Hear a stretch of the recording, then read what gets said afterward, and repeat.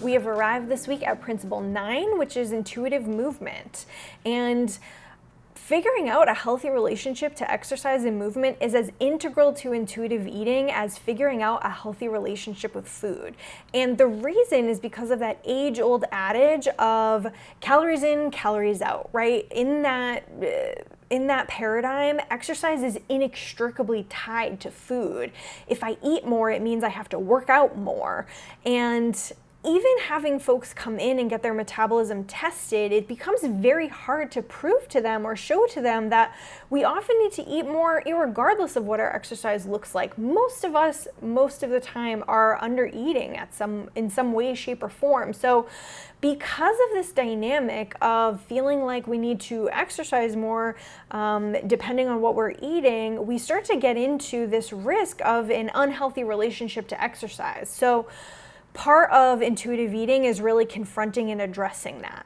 Movement is the undeniable language of our body. It is how we communicate with our environment. It's how we communicate socially, and it is really important that we establish healthy parameters for what feels good in our body when it comes to movement.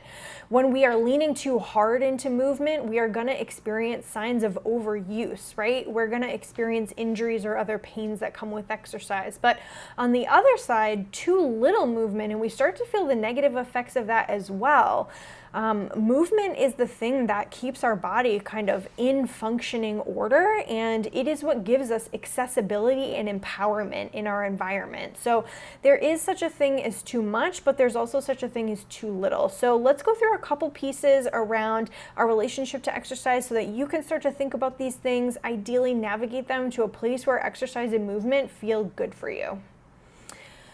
So number one, first and foremost on this list, in intuitive eating, to build a better and more intuitive relationship to movement, we have to separate exercise from weight loss.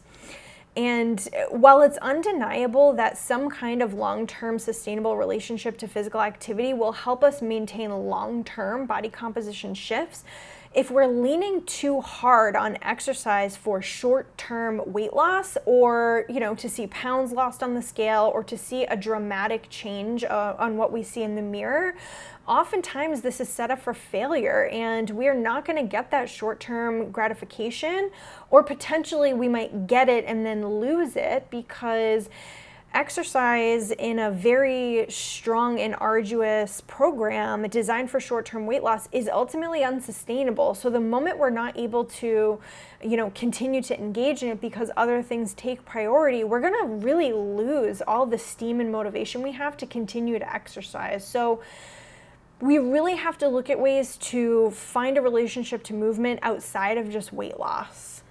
The next thing we want to do in developing an intuitive relationship to movement is we want to expand or explore if we have any baggage around physical activity or movement. And some of the questions you can start thinking about or asking yourself have to do with, what did sports look like as a kid? Or what did physical education or PE class look like for you?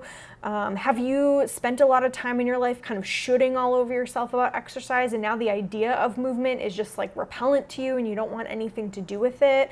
Do you have this narrative in your mind that maybe exercise is for other people but not for you?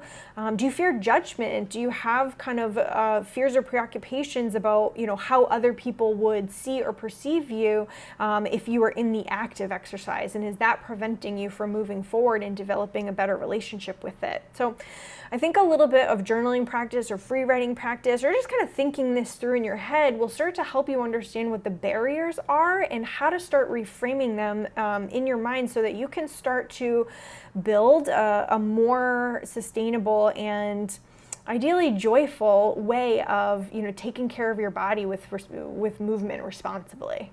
Number 3, expand your benefit list of exercise. There are many conversations I've had with folks where I really try to push this question, and the number one benefit people feel from exercise is weight loss. And if weight loss is the only benefit you can see to exercise, and then you don't start to see those numbers moving on the scale, or you don't start to see that change in the mirror, it is not likely that that benefit is going to take you very far in your relationship to exercise. We're going to become disillusioned disillusioned and we're going to stop engaging with the process altogether.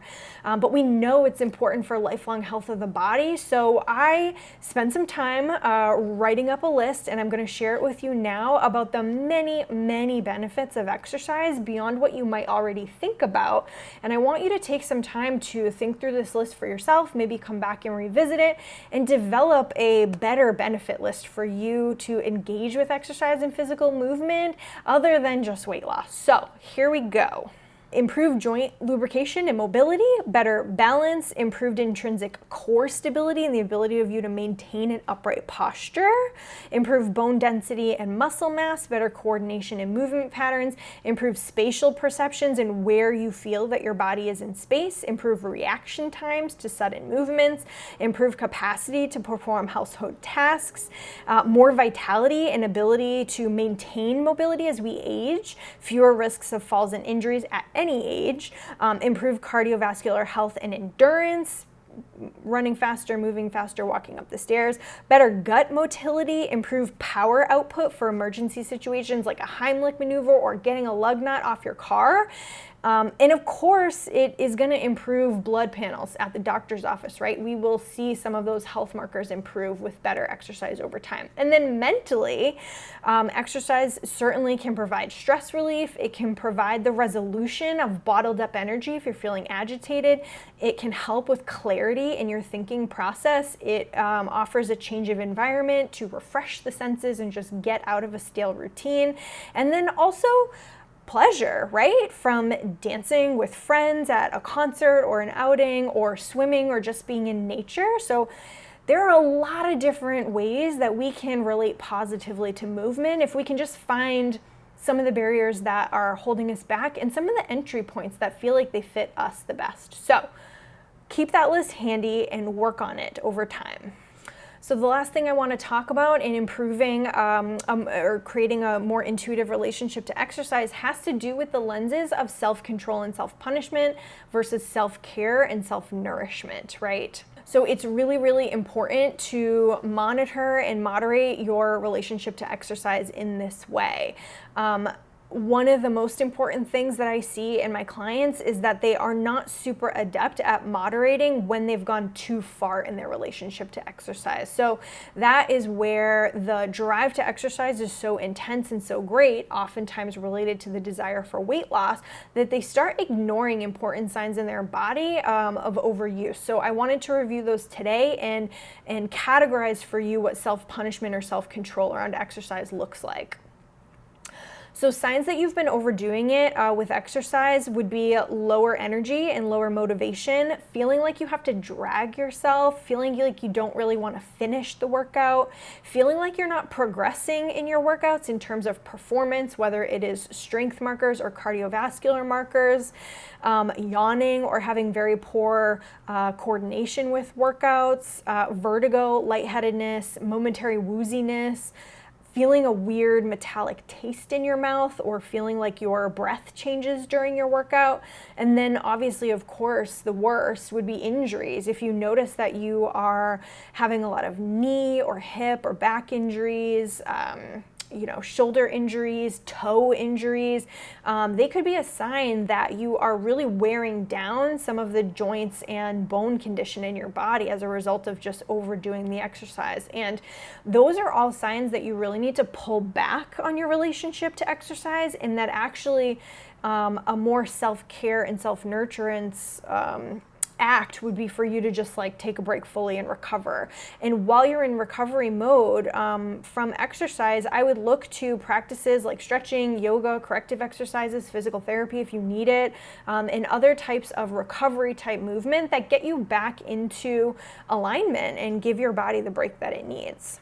And then on the other side of overuse, I want to talk specifically to the feeling of being completely disengaged from exercise and not really wanting to have anything to do with it at all.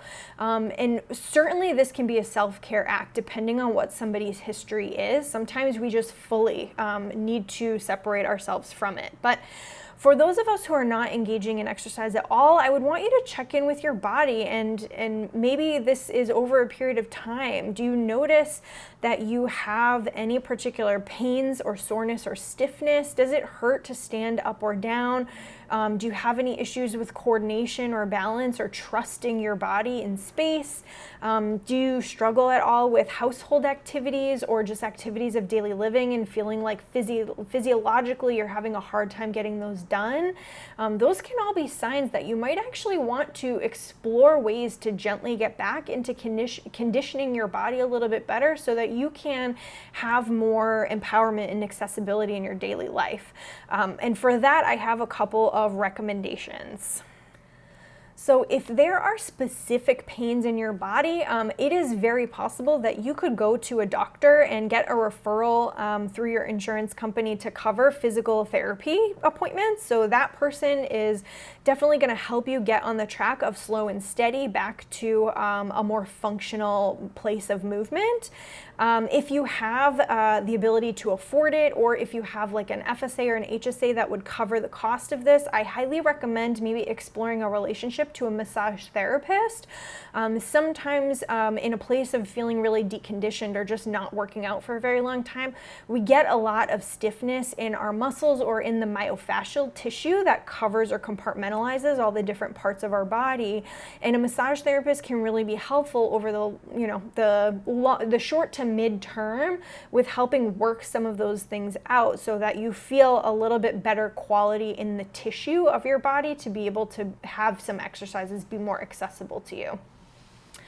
If you are interested in something like yoga, I would recommend practitioners that look for or have a focus on accessibility, modifications that maybe focus towards beginners yoga. And ideally, if you have the ability to do private instruction or small group training, that type of yoga practitioner will definitely be able to walk you through and into a better relationship to that. If you are interested in strength training, I would recommend looking for a personal trainer who is certified in functional movement or corrective exercise. Those folks know how to kind of really work with you from the ground up again and just be able to get you to a place where you feel really solid and in control before you take your relationship to exercise to greater heights. Overall, I would say look for and utilize the resources that are available to you as opposed to just throwing yourself into a spin class or an Orange Theory class or a kickboxing class and just hoping for the best, right? We want to come at this in a way that is, responsible and puts our body first and helps us accept kind of the moment that we're at and and starts you at the correct right step so that you can be successful in all the other subsequent steps back to a relationship to exercise. So I hope this helps a little bit with navigating your relationship to movement and understanding what intuitive movement is. There's definitely a lot more material covered in the book, and I highly recommend you hang around for the next and final installment of our intuitive eating series. We will be talking about gentle nutrition, so I will see you in that one.